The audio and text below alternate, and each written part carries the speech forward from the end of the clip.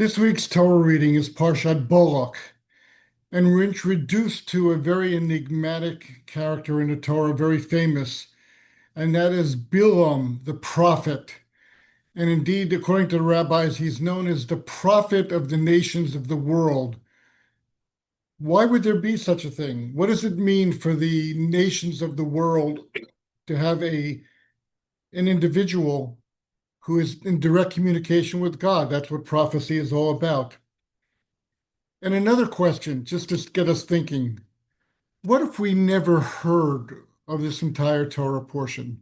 Because after all, the events that are described, emissaries coming on behalf of a king to hire a prophet to curse the Jewish people, who then takes on the job, spends time surrounding the Jewish people, evoking prophecy with God, and then blessing the Jewish people three distinct times, and then a final fourth message, and then leaving.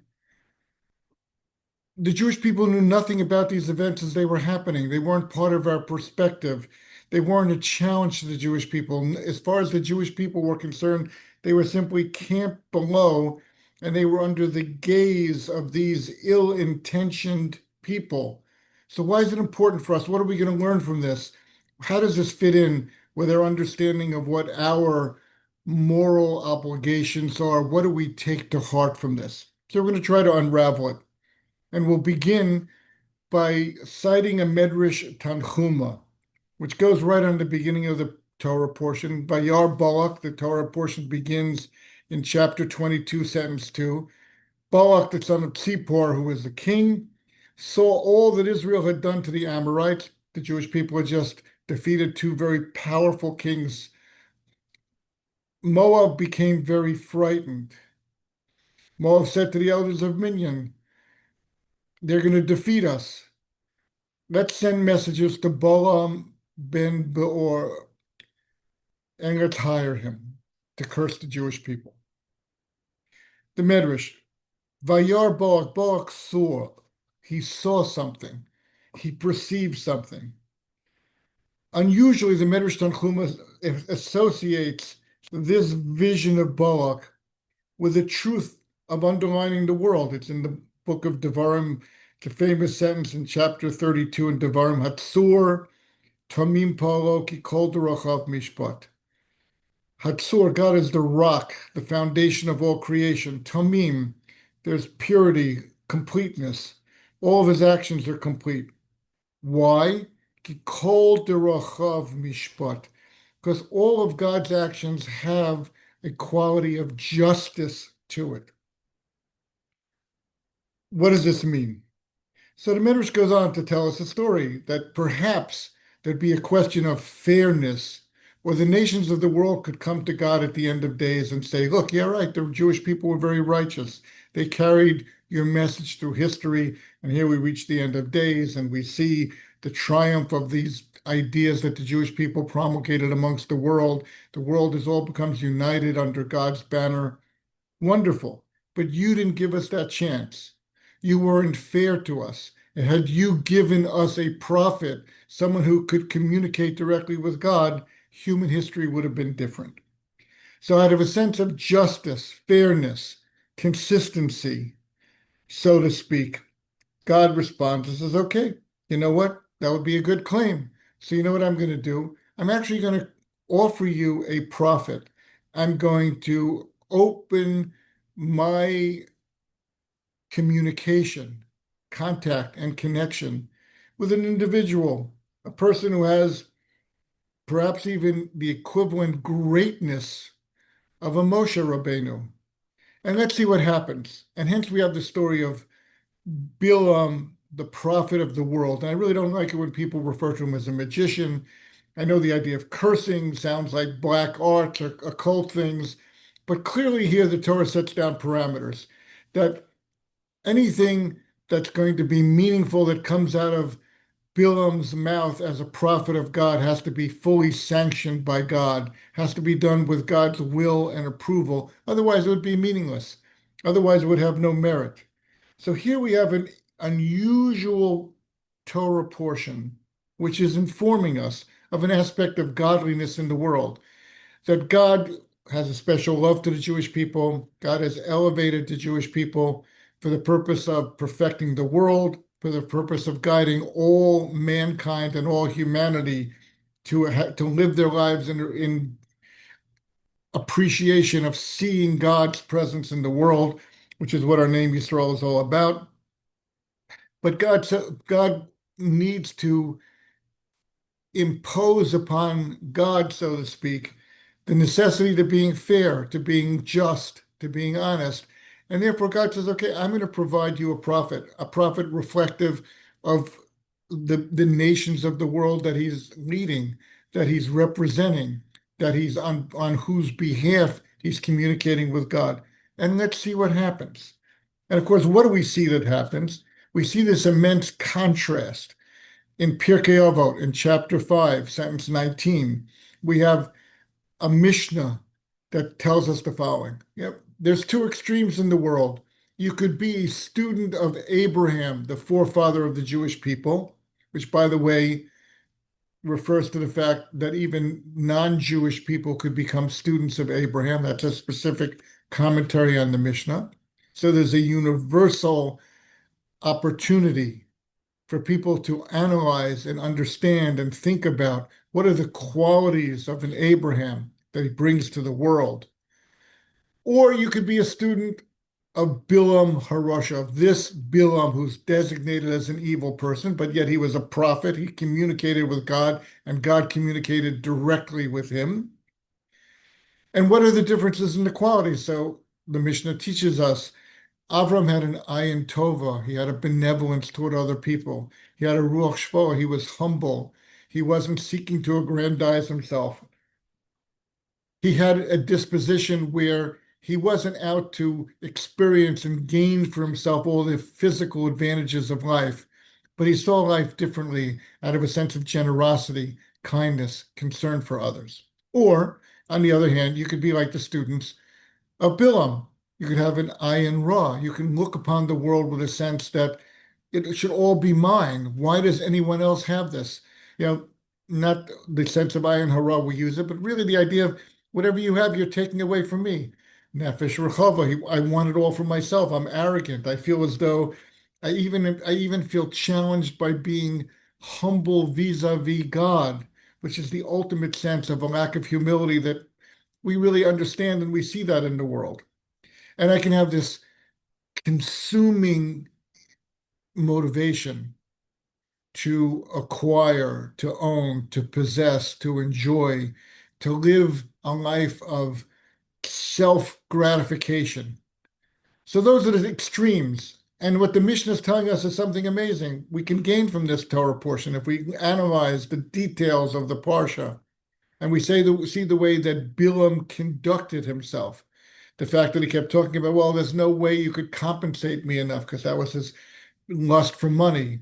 The way he misrepresents God's words when he interacts with the messengers of Bilam, showing a sense of tremendous arrogance, a certain sense that, let's see what I could get away with here. There's no limit to my opportunity to dominate and to make the world my own, even though I'm a prophet of God. And ultimately, a tremendous sense of negativity, of seeing that I gain by pushing down others. It's an interesting question raised by the Seforno in one of his comments. He says, after all, if they were hiring Bilam the prophet for their behalf, why didn't they ask Bilam to bless them? Give us a blessing if you're afraid the Jewish people are going to push you aside and dominate the world and give and take away your future. So give us a blessing that we should also have greatness and we should have a place in the world. But no, the only interest wasn't to curse the people hiring Balak, the kings, the nations who felt threatened, and they really were not threatened because the Jewish people's goal was not to conquer these nations, but to bypass them and go in to the land of Israel, the promised land. And it's dealt with by the Ramban, who says that maybe they felt that ultimately they'd have to give tribute to the Jewish people. But clearly there was hatred, there was animus, There was a sense that we see repeated throughout world history, which is that if the Jewish people, the descendants of Jacob, dominate and we let them have their day, then we become disenfranchised, the ultimate source of hatred of the Jewish people. So, what do we see here? We see something quite surprising. God, out of a sense of fairness and justice and opportunity and commitment to all mankind, basically says to the nations of the world, I'm going to provide you with a prophet, but you're going to ultimately see how that prophet utilizes prophecy in a way so different than the prophets who descend from an Abraham with a kind eye, with a sense of commitment to all of humanity, the way they use their prophecy. This prophecy is going to be used negatively. It's going to be used in an attempt to stymie and supplant the will of God in the world. And it's going to be used in a way which creates tremendous personal short-term gain on behalf of the prophet, on behalf of his representatives. It's an odd idea of justice, but you see, having created a world and a creation, a universe, which has a platform of justice built into it, so then God, so to speak, imposes that justice upon himself. I'll give you a clarifying example of this because this is an idea which requires some thought to understand. It says that Bilam wakes up in the morning. He's so excited. He doesn't really have permission to go. God reluctantly says you could go with them, but you can't curse. You'll have, because after all, the people themselves are blessed. Again, going back to Abraham, right from the get-go, where God says, those who bless you will be blessed, and those who curse you will be cursed.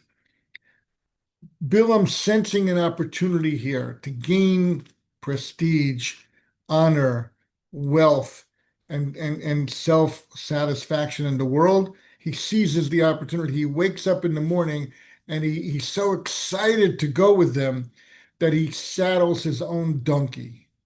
Okay, a donkey who was going to become very famous in the story. We're not going to deal with that tonight either. However, so what does Rashi tell us? It says, first of all, this shows the extent to which hatred warps a person's judgment. Bilam was a prestigious person. Prestigious people don't saddle their own donkey. They have employers. They before they go to sleep at night, just like in a British novel, they instruct their groomsmen, I'm going to be leaving early tomorrow morning with this group of dignitaries. I have an important mission. Make sure the donkey is saddled and my provisions are ready. For sure, that was the case. But Bilam couldn't sleep that night. He was so excited because he was so filled with hatred and the opportunity to stymie God's plan in the world. So what does he do? He wakes up in the middle of the night before the groomsman says, I'm so excited here, I can't even contain myself. I'm going to run downstairs to the stable and I'm going to saddle my own donkey because I can't wait to get going. Now that should, according to Rashi's understanding, create a certain sense of merit or strength for Bilam, where maybe God would say, okay, if you're so excited, maybe I have to give you a little leeway to fulfill your mission. But what does Rashi bring down? Omar HaKadosh Baruch Hu. God speaks to him and says, Rasha, you evil person, you think you're going to convince me to give you leeway through your enthusiasm, which is based on hatred? I already had that in the world going back to Abraham, because when I commanded him to offer his son as an offering out of love to fulfill the word of God, as it says in Genesis chapter 22, sentence 3. Vayashkem Avraham baboker. Avraham got up early in the morning, filled with a sense of love and devotion based on his good eye and based on his humility and based on his sense of wanting to add blessing to the world. Vayachavoshet chamaro. He also, out of love, was so excited that even though he had servants and even though he had groomsmen, he also saddled his own donkey so that he could get rolling. So what do we see from this? We see a sense that we have to acknowledge in the world. And it's a main theme in this week's Torah reading, which is this, that God so to speak, plays by the rules that God set up in the world. As much as God is compassion and love, God has to temper all those feelings with a sense of justice and correctness and doing the right thing. And this creates a vulnerability. And in an odd way, what I title this class is Love Interrupted, because we know as human beings that we can profess love, we can feel attachments, but those attachments can be challenged. And again, from Pirkei Avot, what do we know?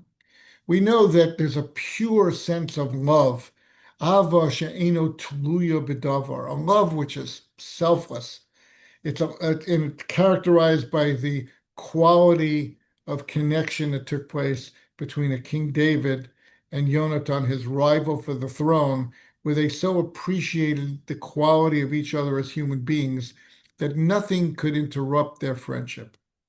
But for more normal people, there's ava tuluya bedavar. To some extent, more or less, our love is based on self-interest. It's based on personal considerations, and therefore our love is subject to challenge, and it can be challenged. And that's the basis upon which this parsha unfolds. Because Bilam, as a prophet of God, and it's mentioned, you'll see Rashi says the idea that Bilam could sense a moment of anger on behalf of, on a top part of God, and therefore he would know to pounce on the Jewish people and point out, look at this failing, look at this fault, look at this sense that you're giving so much blessing to these people. Do they really deserve it? Almost the way we think of a satanic voice in the world as challenging God's devotion to the people who have devoted ourselves to fulfilling God's purpose. So the story unfolds that way, where Bilam, understanding that if he were to just get up and curse the Jewish people, his words would be meaningless and they wouldn't be in the Torah and they would have been forgotten, just as the words of millions of anti-Semites who have pronounced death to the Jewish people, things that we can read about and hear about in the news live on a daily basis, yet today. Those words are meaningless in the real scheme of things. But Bilam had this idea that I'll find fault with the Jewish people at a moment when God will have no choice but to give some consideration to my claim against them. And so, to the greatest human extent possible, I'm going to get between God and the Jewish people, and therefore I'm going to disrupt the progress of the world, which is this people having left Egypt miraculously, having gone through the splitting of the sea, having spent 40 years in the wilderness, receiving the Torah at Sinai, having wandered for 40 years in the wilderness, so that a generation that was not ready to fulfill the mission of the Jewish people would die out, and the successor generation of Jewish people would be ready. And here they could enter the land of Israel. Whatever I can do, whatever pathetic, small disruption I can do, that's what I'm out to do.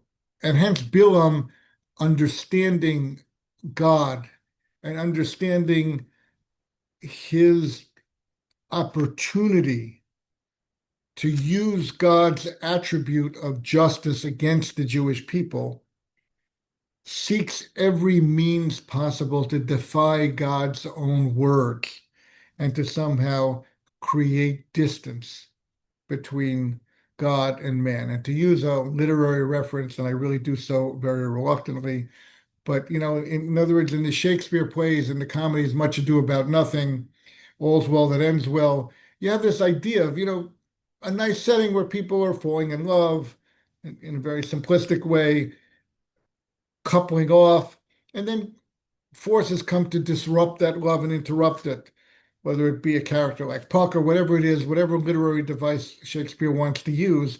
But basically, he's ridiculing the sense that people feel that love is so enduring, it's so lofty, it's so great. I'll show you through these plays, through these literary devices, that there's always room to create havoc in the human relationships that take place. And indeed, we know oftentimes that's the case within families, within marriages. outside forces, internal forces can disrupt. So that's what this is a story of on a divine level. A little hard to wrap your heads about it, but I think that's the proper way to understand this. And that's what Pirkei Avos is saying. Pirkei Avos is saying even a gift like prophecy ultimately could completely um, be perverted through arrogance and through negativity and through a desperate effort just to satisfy myself at the cost of anything else that goes on in the world.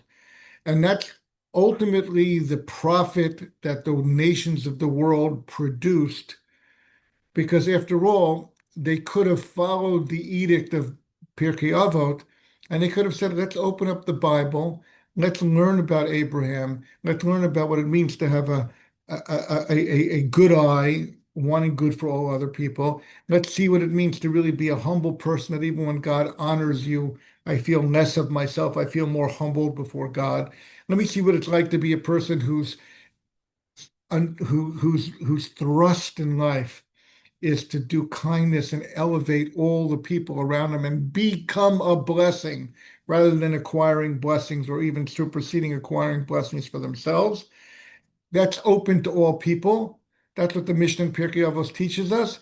And there is another path that people can trot on. And if you follow that path to its conclusion, what emerges is a Bilam, even the most spiritual person, even a person who has a dynamic relationship with God, even such a person with so many advantages can misuse even these gifts and seek through every means at his disposal the opportunity to become a challenger, an interrupter, and stymie the plans of God in the world. And those are pathways in life, and we see them throughout history. We see them on a daily basis today. I mean, I've always wondered on a personal level, the great anti-Semites of the world, the devotion of a country, the leadership of a country like Iran to destroy Israel. Okay, so you wipe Israel off the map, God forbid. What do you gain? You have another tiny piece of real estate. You have bragging rights that you were able to do what great tyrants in the past weren't able to achieve. I don't know what the motivation is, but clearly it's not a motivation that any human being could really wrap their heads around in an honest way and claim that it was a distinction. So let's dig into this idea that there are relationships, and the quality of those relationships are an outgrowth of the qualities that people bring to the table. And I want to point out there were three prophecies that Bilam announces. They're very precious to us. They include some of the most touching prayers. Matter of fact, I think one of the commentaries says that there was even a thought on the part of the rabbis to take the three prophecies of Bilam and to incorporate them into our daily prayers, to say them together with the Shema. They should be like almost codes of faith. I'm not sure I understand that so well, but that's what's written. But if you look at the middle prophecy, and I think this clarifies what I'm talking about, I hope so. It's on page 867 in the Stone Chumash. It's chapter 23, sentence 19. In the middle of these parables, where Bilam is being forced to speak truth and to enunciate ideas which boost the Jewish people, even at the expense of him earning the money he's being paid to curse the Jewish people, he makes the following statement: God is not man that he should be deceitful, nor a son of man that he should relent or disrupt. Would God say and not do? Would God speak and not confirm and follow through on what he's doing? I think this middle point in his prophecy speaks to something that we're really talking about here. Because in all instances, the acceptance of the idea that God's world is so far beyond, God's understanding is so far beyond, God's compassion is so far beyond anything we can conceive of, anything we could understand. The most kind, benevolent person we could imagine or even create in literature holds nothing in comparison to the depth and eternal capacity for kindness and compassion that God brings to every act that goes on. And that's what it means. Hatsur Tamim Polo, after all that sentence at the end of toward the end of the Torah, which is quoted by the Medrash, God's actions are perfect. They're perfect. So Bilam having access to God and lacking the humility and instead being so gripped by a sense of arrogance undertakes an unbelievable task that I'm going to manipulate God. And even though he told Abraham, those who bless you shall be blessed, and those who curse you shall be cursed. And even though God clearly is guiding the Jewish people through history in a way that not only is best for them, but it's best for all humanity, I'm going to wiggle my way in. And then lo and behold, in the middle of this, the words coming out of Bilam's mouth, lo ish kale, v'chazev. God, there's no deceit. It's upholding this idea of Hatzor Tamim Pa'olo. Every action of God is perfect. God is not a human being. God is inscrutable. God is not understandable by us. There's no deceit. There's no capacity to interrupt God's love. That's a big statement to think about, especially since we know how persecuted throughout history the Jewish people have been. And indeed, Bilam himself articulates this later on in his prophetic, when he finishes his third prophecy, when he makes a comment, yes, the Jewish people ultimately prevail, but it's not going to happen now. It happens in the future. And he said that to stymie us, to do what the world, our experiences in the world tend to do to us. They cloud our vision. They make our vision more immediate. They make us question, how could this happen? How could that happen? Where is God? How is God interacting with us? Words that are human beings were entitled to express them. King David also says, Keli, Keli, lama azavtani. God, God, why did you abandon me? Because that's the sense of that he had within himself, knowing full well that he had a response that, of course, God's love and ultimately we will prevail. And that gives us hope and courage and strength and resilience to see through the many difficulties and challenges and the dark times and the feelings we all had on October 7th, almost 2 years ago, when we felt like, how could this possibly take place? What, where did God, was God not on guard on that Simchas Torah morning when such terrible things happened? We're human beings. We're not God. We have to struggle to perceive the ultimate goodness. And of course, we can't explain it now. It's not our job to explain such things. But it is our job to understand that there's an inscrutability to God. There's a sense of humility before God. There's a sense of understanding that we're not going to ever be convinced to become short-sighted, to become focused only on ourselves at the expense of others, to see the world as a zero-sum game where it's up to me to grab as much as I possibly can for myself and pack in as much personal satisfaction, physical satisfaction as I can get my hands on in the shortest time I possibly can, because that's to abandon all the unique spirituality and capability and image of God that's been within us. That's what this Parsha is about. That's what we can take out of it. And I want to, this idea of us out of humility sensing, having a sense that let's not just take for granted our relationship with God, but let's try to remember we are vulnerable human beings and we need to do everything we can to reinforce it. So what do we have? We have a prayer like Yam Lev Yavo. It's an interesting prayer. We add it on Rosh Chodesh, we add it on the holidays.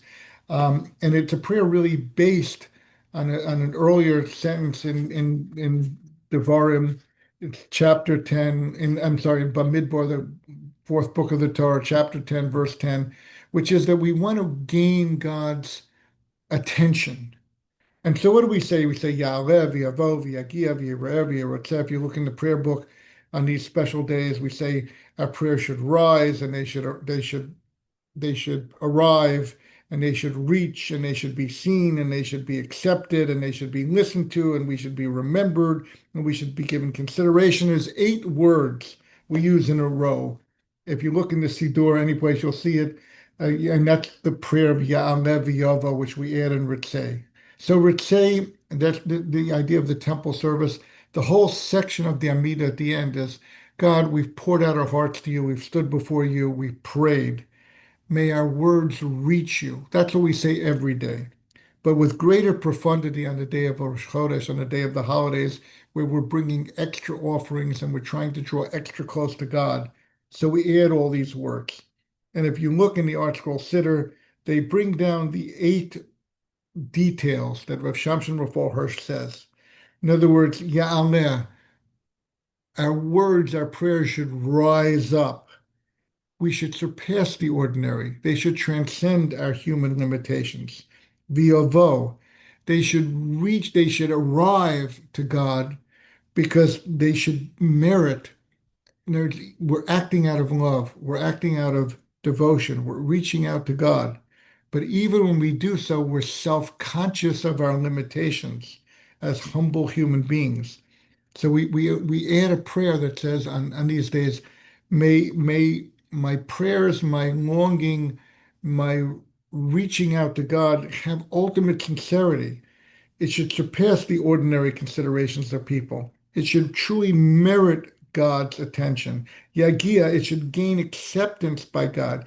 Yeroeh, it should be seen in a good light. And look how important that is when you have the contrast of a Bilam with an ayin roh, with an evil, vicious eye, looking to find fault. We can't be like that. To the greatest extent we can prevent ourselves from being that. Yerotzeh, it should be worthy of favor. Yishama, it should be listened to. In other words, it should have the weight and import which merits God Almighty really paying attention to what we're saying to him. Yipokeh, God should be able to consider it, evaluate it. Yizocher, it should create a continuing relationship with God. That's what we yearn. That's what the Balaks and the Bilams of the world and the Ayatollahs today and the Hitlers before them and the whole legacy of people who have in the end, out of misguided self-interest, understood that their greatest achievement in their lives, the greatest way they could utilize their talents and their abilities, would be to blunt the impact of the Jewish people, to marginalize, to destroy, to disrupt this whole course of history, which really is evident in the world. That's their problem. Our problem is to remain humble and benevolent and understanding that God's view of the world, God's attachment to the descendants of Abraham, God's emphasis on we, the Jewish people, ultimately influencing all of mankind for the good, that will prevail. That's what God told Balaam from the get-go. You can't curse them. They're blessed. You can't go with these people if that's your intention. All right, you want to go with them anyway? Let's see what comes out of it. What comes out of it is blessing. What comes out of it is an admiration for the Jewish people. Ma tovu ohalecha Yaakov, how goodly are your tents, Jacob. One of the commentaries says the reason these events are included in the Torah, after all, God just wanted to give us blessings he could have articulated themselves, was that when the most evil forces of the world contemplate the Jewish people and are held to a standard of honesty. They see the beauty, they see the grandeur, They see how goodly the tents of Jacob are. They see what it means to be a modest, uplifted people, and they acknowledge it. And even the most evil have no choice ultimately but to acknowledge it. And that's the basis for our hope for mankind. So the message here, the message is that God has standards of justice and truth and kindness that belie our understanding. And as the Talmud says, in this world, as we know it today, when we see something terrible happen, we say, Baruch Dayan Hames, blessed is the true judge, because we feel badly about the judgment God made. And when we see something great happening, it's Hatov Yametiv, thank you, God, for doing good and for being so kind. In the ultimate end of days, there can only be one blessing because it's just us human beings standing awestruck before God and saying, God, you have made it clear that there's a pathway for good. You have made it clear that there's a pathway for fulfillment.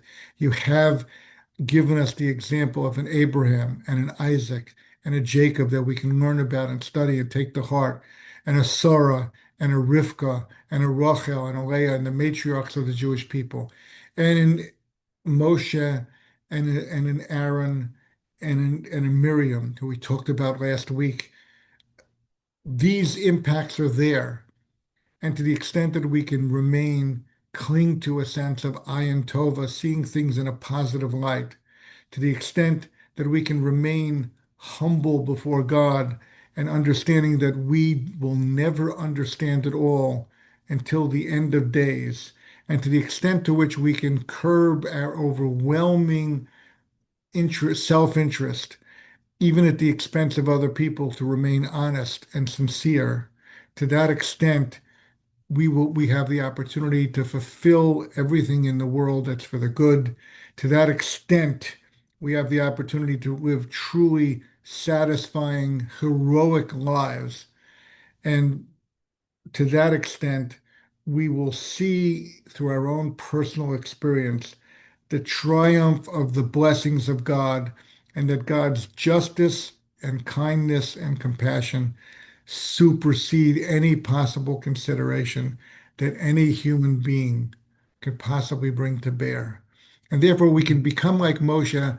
And the phrase I like is where it says in Bamidbar chapter 12, God sort of revels over Moshe. Avdi Moshe ki b'chol beisi ne'emanhu.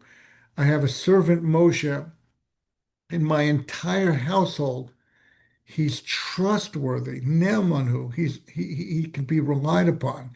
And what it evokes to me is a sense that God saying, I can give Moshe the nth degree of prophecy. I can give him the nth degree of access to my house. And I'm not worried that he's going to go through the drawers when I'm not looking to see if there's anything that he might want to take for himself.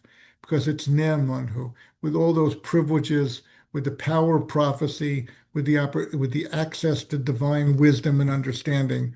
Moshe yet remains God's humble servant. It's a remarkable human achievement. And this week's Torah reading lays it out for us. This is the moral challenge. This is the opportunity. And please God, we should all rise to the occasion.